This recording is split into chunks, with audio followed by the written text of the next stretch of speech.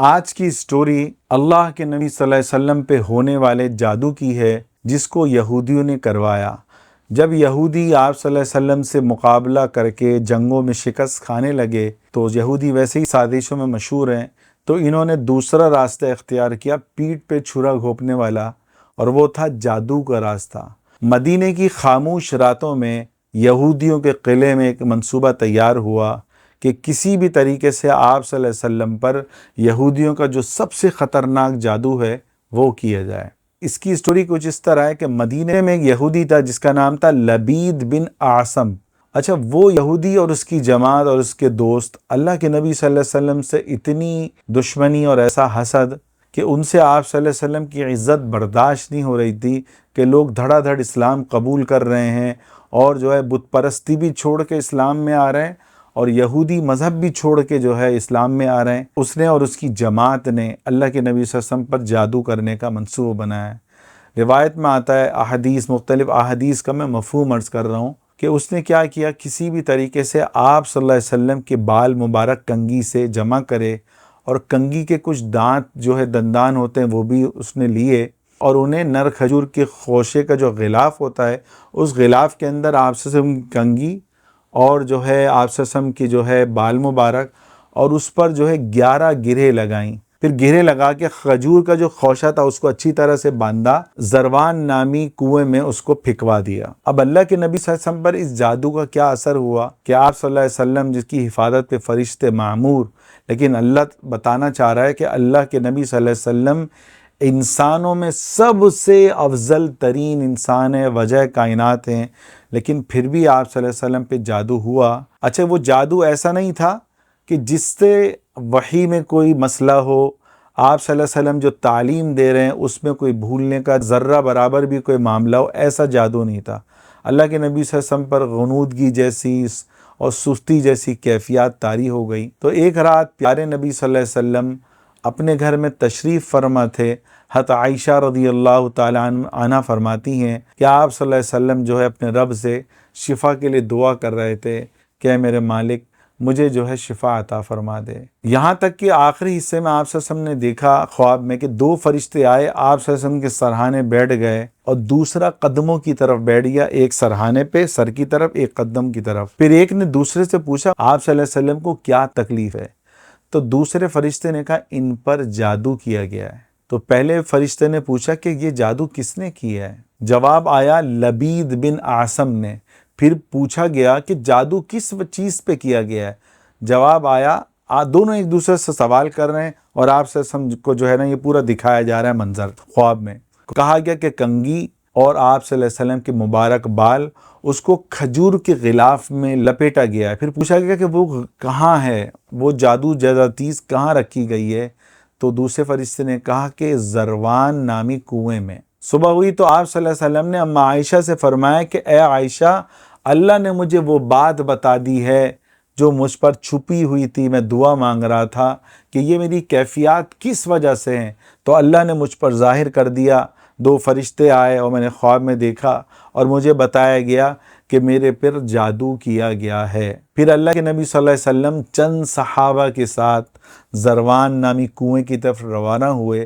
جب وہاں پہنچے تو عجیب منظر تھا، اس کے پانی کا رنگ بدلا ہوا تھا جادو کے اثر کی وجہ سے، اور اس کے کھجور کے جو درخت تھے اس کے قریب اس کنویں سے جن کو پانی لگ رہا تھا، ایسے لگ رہے تھے جیسے شیطانوں کے سر ہوں، اور فضا میں خوف، گھٹن اور تاریخی۔ آپ صلی اللہ علیہ وسلم نے ایک روایت میں آتا ہے کہ علی رضی اللہ تعالیٰ عنہ کو حکم دیا اس کنویں میں جاؤ۔ حضرت علی رضی اللہ تعالیٰ عنہ کنویں میں تشریف لے گئے اور پھر اس کنویں سے کھجور کا غلاف نکالا۔ آپ صلی اللہ علیہ وسلم کے سامنے وہ کھجور کا غلاف لایا گیا جس میں آپ صلی اللہ علیہ وسلم کے بال تھے اور کنگھی کے دندانے تھے۔ پھر اسی وقت 2 صورتیں نازل ہوئی، اور قرآن کی آخری 2 صورتیں مضبوط اور طاقتور کہ اللہ نے بتا دیا اس واقعے کے ذریعے اپنے محبوب صلی اللہ علیہ وسلم کے کہ جس کسی پہ بھی جادو ہو جائے وہ سورۃ الفلق، سورۃ الناس پڑھے، اس کا جادو ختم ہو جائے گا۔ حدیث میں آتا ہے یکفی کا من کل شیء کہ یہ 2 صورتیں ہر چیز سے حفاظت کے لیے کافی ہیں۔ اور روایت میں آتا ہے کہ جادوگر نے 11 گرہیں لگائی ہوئی تھی ایک دھاگے میں اور اس کو اس کے ساتھ رکھ دیا تھا۔ اب معوذتین کی بھی 11 آیات ہیں۔ پھر آپ صلی اللہ علیہ وسلم نے کیا کیا، ایک ایک آیت پڑھتے گئے، ایک ایک گرہ کھولتے گئے، دوسری آیت پڑھی، دوسری گرہ کھل گئی، تیسری پڑھی، تیسری گرہ خود بخود کھلنے لگی۔ اس طرح ایک ایک کر کے 11 گرہیں کھلی اور آپ صلی اللہ علیہ وسلم کو اس جادو سے شفا مل گئی۔ سب سے عجیب جو اس واقعے میں کہ اللہ نے قرآن اتارا اور بتا دیا کہ جس کسی پہ بھی جادو ہو تو وہ کیا کرے، سورہ فلق اور سورۃ الناس کا اہتمام کرے، اور بڑے سے بڑا جادو ہوگا وہ دور ہو جائے گا۔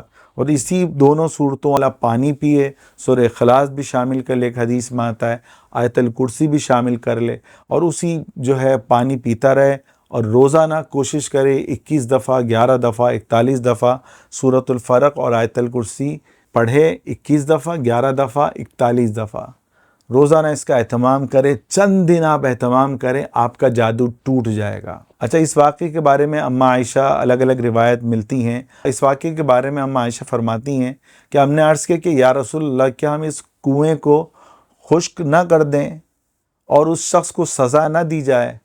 سوچو اگر آج ہمارے ساتھ ایسا ہوتا تو ہم کتنا سخت بدلہ لیتے۔ اللہ کے نبی جو رحمت عالم تھے فرمایا اللہ نے مجھے اس جادو سے شفا دے دی اور میں نہیں چاہتا لوگوں میں شر اور فساد پھیلے۔ پتہ چل گیا تھا کہ وہ خبیث جو ہے یہودی لبید بن عاصم کی یہ کاروائی تھی، وحی کے ذریعے بتا دیا گیا، مگر آپ صلی اللہ علیہ وسلم نے اس کو معاف کیا۔ اچھا، بعض روایت میں یہ بھی ملتا ہے اس کے بعد اللہ کے نبی صلی اللہ علیہ وسلم نے اس کنویں کو مٹی سے بھروا دیا کیونکہ وہ جادو زدہ ہو گئی تھی، اس کے پانی میں بھی اثر تھا۔ اس واقعے میں میرے عزیزو ان لوگوں کے لیے عبرت ہے کہ جن کو شبہ ہوتا ہے کہ ہم پر جادو ہو گیا، وہ عاملوں کے دروازوں پہ جا رہے ہیں، ان کے در پہ حاضر دے رہے ہیں۔ اور بھائی اللہ نے قرآن اتارا، صرف یہ 2 صورتیں اتاری جس میں نظر بد کا بھی علاج ہے، جادو کا بھی علاج ہے۔ اگر آپ پہ جن ہے، اللہ کی قسم صاف صریح کئی احادیث ملتی ہیں کہ جس پہ جن ہو وہ آیت الکرسی کا اہتمام کرے، جن کی مجال نہیں کہ وہ آپ کو تکلیف دے سکے۔ تو جب اللہ کی طرف سے عذاب آئے گا تو یہ مزار والا کیا کر سکے گا؟ تو بھائی جب بھی آپ کو تکلیف ہو مسجد میں جاؤ، 2 رکعت صلاۃ الحاجات پڑھو، صدقہ دو۔ حدیث میں آتا ہے داؤ مرضاکم بالصدقہ، اپنے مریضوں کا علاج صدقے سے کرو۔ علماء نے تو پوری کتابیں لکھی ہیں، رد البلاء بالصدقہ، صدقے کے ذریعے بلاؤں کو دور کریں۔ 200 عربوں نے واقعات لکھے ہیں۔ آپ صدقہ دیں، آپ سورہ فاتحہ کا اہتمام کریں، آیت الکرسی آپ روزانہ 11 دفعہ پڑھیں، سورہ فلق اور سورۃ الناس روزانہ 11 دفعہ پڑھیں، اور جو ہے وہی پانی آپ استعمال کریں۔ پھر دیکھیں 21 دن 41 دن میں کیسے آپ کا جادو نہیں اترتا، مگر آپ کو پاک رہنا پڑے گا، حرام سے بچنا پڑے گا۔ ہم کیا کرتے ہیں، ہمیں ٹی وی بھی دیکھنا ہے، ڈرامے بھی دیکھنے ہیں، شرابیں بھی پینی ہے، عورتوں کے پاس بھی جانا ہے، اور پالنے والے کو ناراض بھی کرنا ہے، اور پھر ہم کہتے ہیں کہ ہمارے سارے مسئلے دور ہو جائیں گے۔ نہیں، جب تک خالق دل، خالق کائنات آپ سے ناراض ہے، دنیا کی کوئی طاقت آپ سے بلاؤں کو دور نہیں کر سکتی۔ اور اگر آپ نے کسی مظلوم کی بد دعا لی ہوئی ہے تو اس سے جاؤ اور معافی مانگو، بھائی اللہ کے واسطے مجھے معاف کر دے۔ مظلوم کی بد دعا نسلوں تک پیچھا کرتی ہے۔ اللہ تعالی ہم سب کو اس حدیث کو زیادہ سے زیادہ پھیلانے والا بنائے تاکہ جو جعلی عاملوں کی دکانیں ہیں یہ بند ہوں۔ ارے ان کی خود اتنی مونچھیں بڑی بڑی ہیں، داڑھی منڈے ہوئی ہیں، نمازوں کا نہیں پتہ، نماز میں جو ہے دعائے قنوت کا ان کو نہیں پتہ، عشاء میں کتنی رکعت ہوتی ہیں ان کو یہ نہیں پتہ، آیت الکرسی تک نہیں پڑھنا آتی، انگوٹھیاں پہنی ہوئی ہیں، گلے میں ہار ڈالے ہوئے ہیں کہ یہ تو میرے پیر کا جو ہے کیا کہتے ہیں جوتا ہے، گلے میں پیر کا جوتا باندھا ہوا ہے۔ تو بھائی ایسے لوگ اللہ کے ولی نہیں ہیں، شیطان کے دوست ہیں۔ یہ دھاگوں والے، منتوں والے، جیسے ہندو مندروں میں دھاگا باندھتے ہیں منت کا، ہم سارے کے سارے کیونکہ پیچھے ہندوؤں کی اولاد ہیں تو ہندوستان والوں پہ تو یہ اثرات بہت ہیں، لیکن پاکستان میں بھی اثر اتنا آیا ہوا ہے، کوئی جو ہے کیا کر رہا ہے، کوئی کیا کر رہا ہے۔ بھائی جب بھی تکلیف آئے استغفار کرو۔ حدیث میں آتا ہے جو استغفار کو لازم پکڑ لیتا ہے اللہ ہر تنگی سے نکالتا ہے۔ اذن تکفا ہموں کا، حدیث کے الفاظ ہے کہ درود شریف پڑھنا تجھے ہر غم سے نکال دے گا، ہر مصیبت سے نکال دے گا، ہر بلا سے نکال دے گا۔ آپ اہتمام کریں استغفار کا، درود شریف کا، اور گناہوں سے بچنے کا۔ اللہ تعالی ہم سب کو 100% گناہوں سے بچا دے۔ قرآن کی ایک آیت آخر میں غور سے سنیں، حدیث میں آتا ہے بعض گناہوں کی نحوست ایسی ہوتی ہے اس بندے کا رزق تنگ کر دیا جاتا ہے۔ قرآن کی ایک آیت سنیں، وَمَنْ أَعْرَضَ عَنْ ذِكْرِي، اللہ کہہ رہا ہے جو میری یاد سے اعراض کرے گا، میرا نافرمان بنے گا، قرآن کو بھول جائے گا، ذکر کرنا بھول جائے گا، استغفار کرنا بھول جائے گا، گناہوں میں ڈوب جائے گا، اللہ کیا کہہ رہے ہیں؟ فَإِنَّ لَهُ مَعِيشَةً ضَنْكَ، اللہ کہہ رہا ہے میں ضرور بضرور اس کی زندگی کو جگڑ دوں گا، تلخ کر دوں گا، اس کو کھانے میں بھی لذت نہیں ملے گی۔ تو بھائی جس سے پالنے والا ناراض ہو، خالق دل ناراض ہو، یہ دنیا کی تمام چیزیں اسے خوشی نہیں دے سکتی۔ یہ عاملوں کی کیا اوقات ہے، یہ مزار والوں کی کیا اوقات ہے کہ وہ آپ کی پریشانیاں دور کریں۔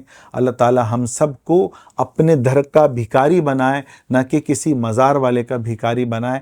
ہم مزار والے کو مانتے ہیں، اس کی عزت کرتے ہیں، اس کی عزت ہمارے نزدیک اپنے والدین سے زیادہ ہے، لیکن مزار والے سے نہیں مانگتے۔ اللہ تعالی ہمیں مزار والے کی عزت کی توفیق دے اور مزار والے سے مانگنے سے بچائے۔ یاد رکھیں اللہ کہہ رہا ہے میں ہر گناہ معاف کر دوں گا، مگر جو شرک لے کے آئے گا، میرے ساتھ کوئی کسی کو شریک کرے گا، میں اس کو معاف نہیں کروں گا۔ اللہ تعالی ہمیں عمل کرنے کی توفیق عطا فرمائے۔ کوشش کریں بھائی، اس میں کئی حدیثیں بیان ہوئی ہیں، کیا پتہ کسی کے دل پہ لگ جائے۔ زیادہ سے زیادہ اس کو پھیلائیں، زیادہ سے زیادہ اس کو پھیلائیں۔ شیطان روکنے کی بھی کوشش کرے گا، لیکن اس کو زیادہ سے زیادہ شیئر کریں۔ اللہ تعالی ہمیں عمل کرنے کی توفیق عطا فرمائے۔